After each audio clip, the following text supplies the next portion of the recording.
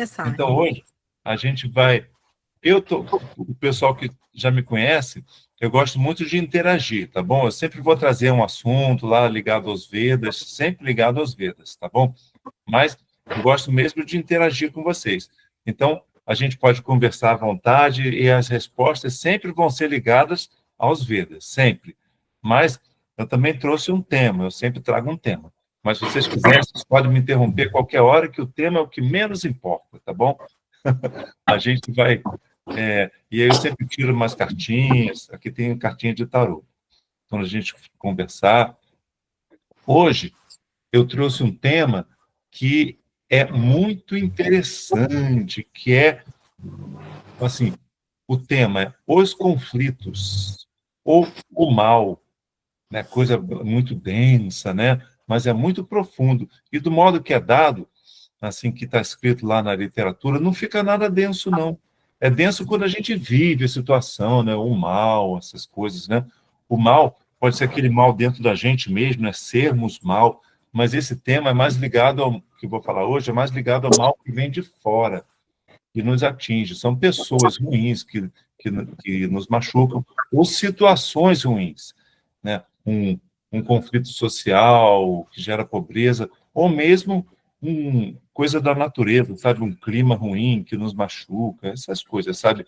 O mal que vem de fora. E por que esse tema é muito importante? Muito, muito. Porque o nosso planeta é rico nessas experiências, não é? Então, todo dia, nós recebemos, assim, inúmeras experiências que dizem respeito o mal que chega até a gente, ou pelo menos o que nós interpretamos como sendo o mal. E vocês já se perguntaram, assim, por que que o mal existe? Né? Mais uma vez falando, eu não digo nunca nada baseado na minha cabeça, nos meus pensamentos, nos meus achismos, não é nada disso. Eu sempre falo baseado na literatura dos Vedas, tá bom? Principalmente num livro chamado Bhagavad Gita, tá? Então, vocês já se perguntaram por que que o mal existe? Por quê? Eu acabei de ver numa série que eu estou assistindo, a série não é boa, não, mas tem um cara lá que questiona na série, que ele fala assim, nossa, se Deus existe mesmo, e se ele é todo-poderoso, por que ele permite que todo esse mal exista? Vocês já refletiram sobre isso? Por que que o mal existe? Tanta coisa ruim acontecendo, tanta gente má demais, né? Por que que guerras e fome, essas coisas, e trapaças nos nossos empregos? E muitas vezes o mal está dentro da nossa família, muitas vezes está mesmo, viu? Por que que isso tudo existe? Por um único motivo, para que a gente tenha a experiência do mal.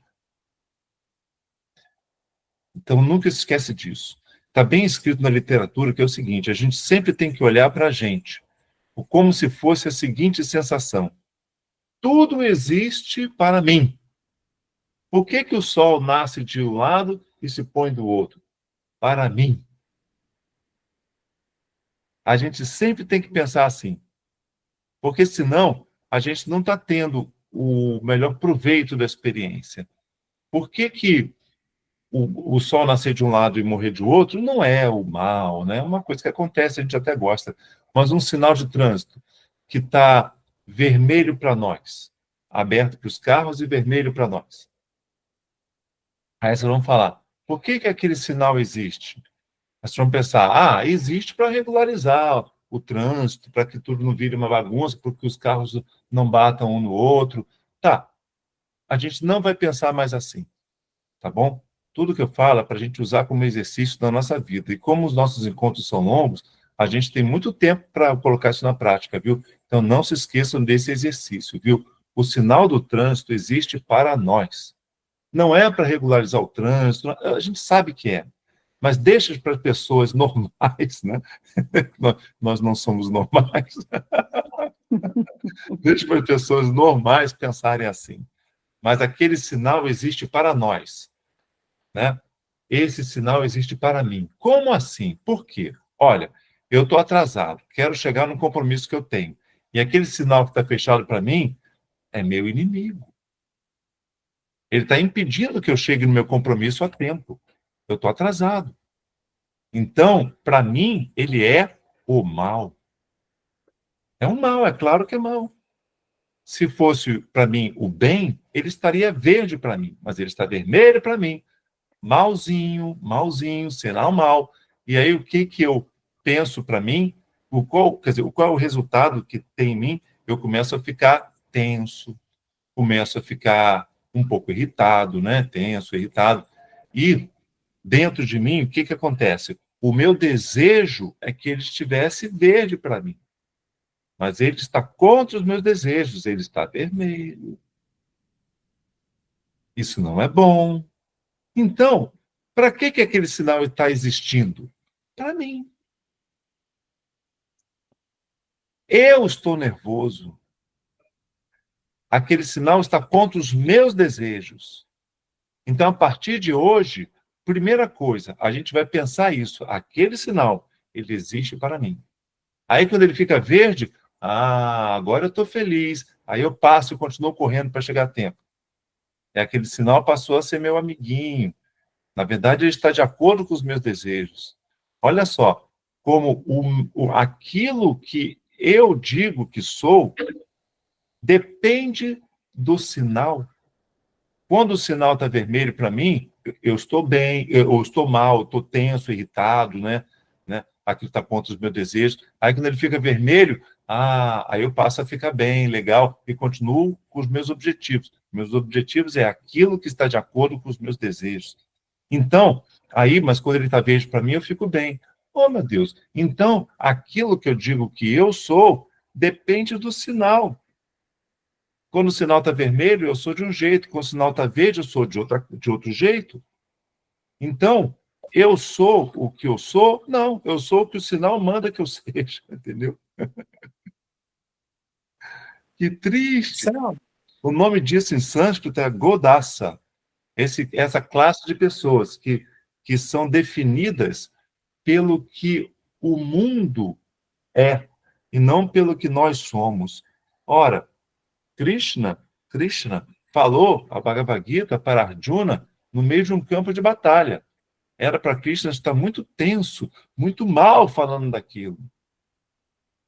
Mas Krishna não estava associado ao campo de batalha, estava associado àquilo que ele é.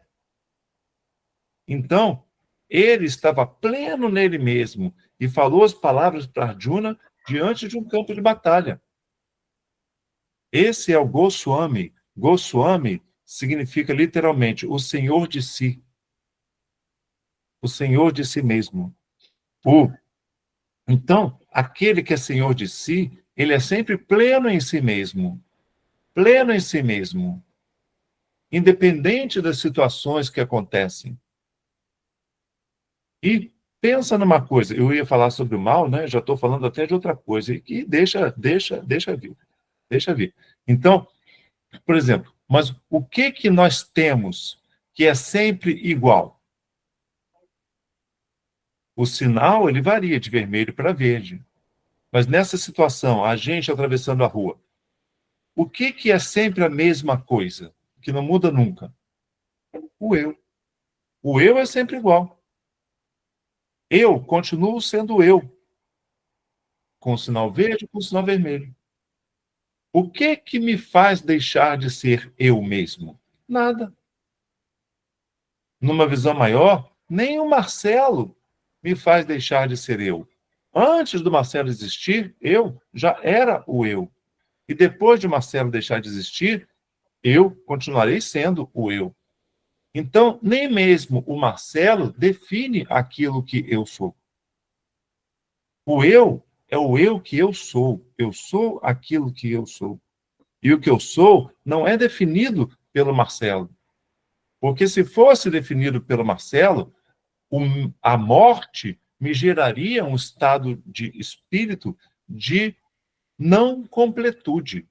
A morte me geraria a expectativa da morte, a proximidade da morte, né? O medo da morte me geraria aquele sentimento que, meu Deus, eu não posso morrer. Meu Deus, o sinal não pode ficar vermelho. Meu Deus, eu não posso morrer. Sabe? E aí, o meu estado de ser, aquilo que eu defino que eu sou, dependeria de eu estar bem de saúde ou ver a proximidade da morte. Meu Deus, eu seria um Goldaça. Então, eu seria definido pela vida ou pela morte do Marcelo. Isso não é bom. Eu tenho que ser sempre pleno em mim mesmo, pleno naquilo que eu sou. E aquilo que eu sou é sempre o eu. O eu sempre existe. E o eu não diminui e não aumenta. O eu não evolui e não regride. O eu é sempre o eu. E nunca deixa de ser o eu. O eu é sempre o mesmo, é aquilo que é. O nome do eu em sânscrito é Atman. Atman. O nome do eu, que nós achamos que é o eu, mas não é. É o ego, que em sânscrito é Ahankara. Ahankara.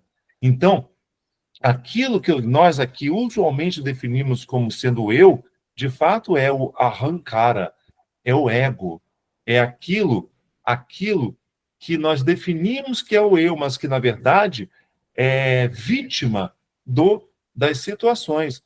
O ego sempre diz, eu não posso morrer, eu não posso estar errado, nada pode ir contra o meu desejo, o sinal não pode estar vermelho, Marcelo não pode morrer, nem ficar doente, nem ficar pobre. Meu Deus! E desde quando isso define aquilo que eu sou? Eu sou será sempre eu sou. O Atman é sempre o Atman. Eu vou trocar tudo o que eu falei. Tudo o que eu falei. Substituindo a palavra eu sou por Deus. Tudo igual.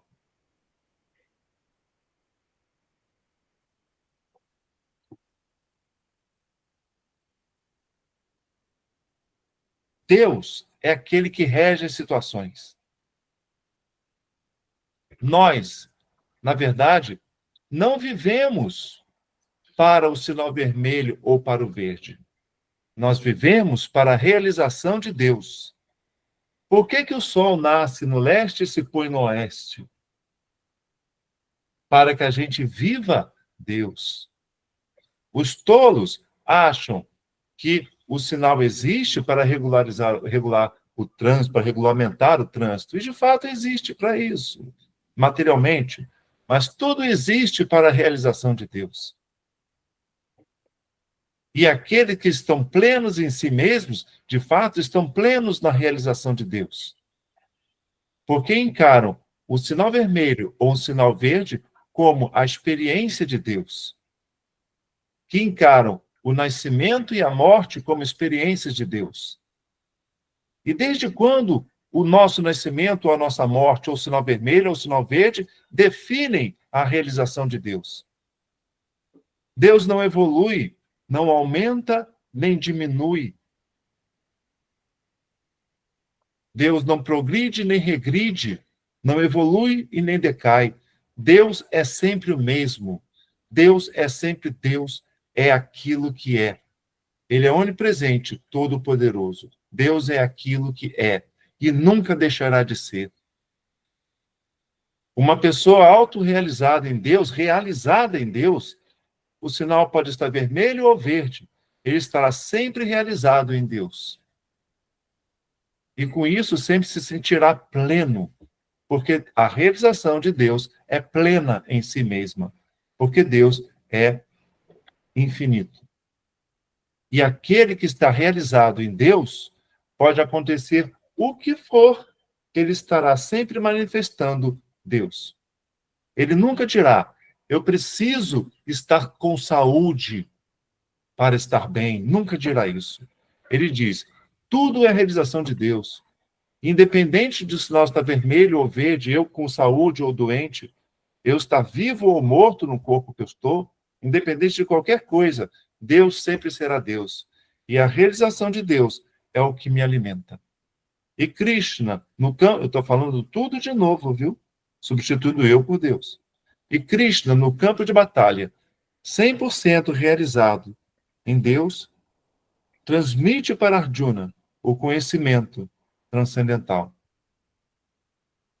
Imagine nós aqui, se Jesus não estivesse realizado em Deus, como ele comungaria com o mundo cruel onde ele estava vivendo? Talvez muito cruel no mundo das nossas experiências atuais. Ele até morreu, mas ele não precisava que Jesus estivesse vivo para ele ser aquilo que ele é. Deus é sempre Deus. E quando ele morreu, ele disse: eu estarei daqui a pouco sentado com meu Pai. Na visão, na religião que ele tinha, ele falava e via dessa forma, na religião dele, que pode não ser a nossa. Mas a realização de Deus o tornava pleno nele mesmo. Ele via tudo como realização de Deus. E para Deus, ele vivia. E não para o Jesus. Porque se ele vivesse para o Jesus, ele ficaria feliz ou triste, dependendo da realização dos seus desejos, dependendo do que estivesse acontecendo. Se lhe fosse favorável a Jesus, ele diria, estou bem. Se fosse desfavorável, ele diria, estou tenso, estou mal, como um sinal vermelho, como a morte, como uma doença. Mas uma pessoa eternamente realizada em Deus está sempre plena em si mesmo, porque Deus é pleno e Deus é tudo. E a chave que faz a gente ter sucesso nesse exercício, nesse empreendimento que nós vamos fazer até nosso próximo encontro. Então, a chave que vai fazer a gente ter sucesso vai ser somente uma: o amor. Amor em sânscrito é bhakti. Bhakti. Bhakti yoga. Sem amor, nada disso pode ser realizado. Porque imagine você, se Jesus não tivesse amor ao que ele chamava de Deus, não ia adiantar nada todo esse conhecimento que eu falei até agora, não é? Não adianta nada, ia ficar um conhecimento vazio no cérebro. Mas o amor que Jesus tinha ao Pai, a Deus, fazia que todo esse conhecimento fosse possível de ser aplicado na prática. Esse amor que ele tem a Deus faz com que ele seja autorrealizado em si mesmo. Então, voltando para a minha primeira fala, sem falar de Deus, esse amor, aquele nosso eu infinito, aquilo que nós de fato somos, o eu que é eterno, que independe de nós estarmos vivos ou nós estarmos mortos, o eu que independe do Marcelo. O amor a isso, a esse eu infinito, vai fazer com que eu entenda que tudo pode acontecer, mas eu sempre serei eu. E não eu, Marcelo. Eu sempre serei eu. E aí a gente vai abrir os olhos, e a gente vai ver o sinal vermelho, e a gente vai interagir com essa realidade, com essa situação material, mas a nossa mente vai estar no Espírito infinito. E o amor que a gente sente a esse Espírito infinito vai fazer nós, diante dos sinais vermelhos das nossas vidas, ficarmos sempre autorrealizados, realizados em nós mesmos, na nossa própria plenitude. Ou, se nós preferirmos, na plenitude de Deus. A chave é sempre o amor. Sem o amor ao que nós chamamos de Deus, nada dá certo. O último detalhe, nada dá certo. A chave não vai abrir as nossas portas para o nosso próprio infinito. Apenas um detalhe para fechar minha explicação e para nós podermos conversar. Um detalhe. Não é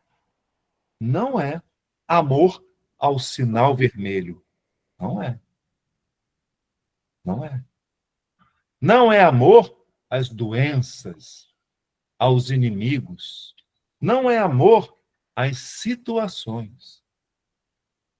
Tudo isso faz parte do mundo do finito, no mundo das situações. É amor ao que é infinito. Amor àquilo que nós de fato somos, ao Atman. ou Abrahman, em sânscrito, o amor a Deus. Aquele papo de ame o seu inimigo é balela, não faça isso. Isso só vai te levar para um poço sem fim. E o inimigo vai te levar para o mesmo poço onde ele está. Não faça isso. Amar o inimigo seria a mesma coisa que eu dizer para você: ame o seu câncer, ame a sua doença, ame o seu Alzheimer. Meu Deus, não é isso. Não é isso. Isso é o mundo da dualidade. É o sinal vermelho ou o sinal verde. Isso é dual. O amor tem que ser ao que é uno, ao nosso eu infinito, a Deus. Porque não há nada que não seja o infinito. Não há nada que não seja aquilo que nós somos, de fato. Não há nada que não seja Deus. E a isso é que nós temos que ter amor, ao que não é dual, e não ao que é dual. Ao que é dual, a gente não deve comungar. E aí Jesus disse: o meu reino não é desse mundo, e não é mesmo. Ele diz: eu venci o mundo, e venci mesmo. Ele venceu o sinal vermelho e venceu o sinal verde, não amando os sinais. Não tem que amar nem o sinal verde, nem o sinal vermelho. Não devemos comungar com isso. O nosso reino é de outro mundo. É aquilo que nós de fato somos. O amor é ao eu infinito, ao Atman, a Brahman, ou na religião de Jesus Cristo, a Deus. Não é amor aos fariseus. Aos fariseus, Jesus tinha uma aversão declarada.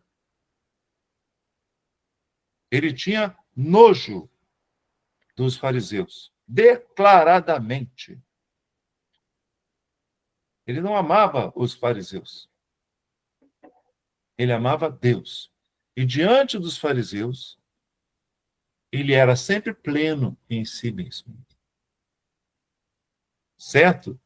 Então, gente, tudo que eu tinha que dizer era isso. Recordando, nós somos o eu infinito. O nosso eu não é o Marcelo. Tudo são situações. As situações fazem parte da dualidade. Aquilo que nós somos é a unidade, é o absoluto, é o infinito. E a chave que vai nos fazer acessar esse eu infinito, aquilo que nós de fato somos, é o amor.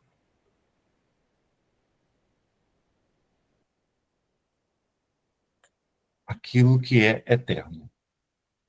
E todas as situações que nós vivemos no mundo, todas, agradáveis e desagradáveis, são apenas exercícios para a realização do eu. E não há outra função, nenhuma outra função nas situações que nós vivemos. Nenhuma outra. Certo? A gente tem a falsa sensação que as coisas existem para nós as resolvermos. Não é isso. A gente tem essa sensação porque a gente não está comungando com Deus.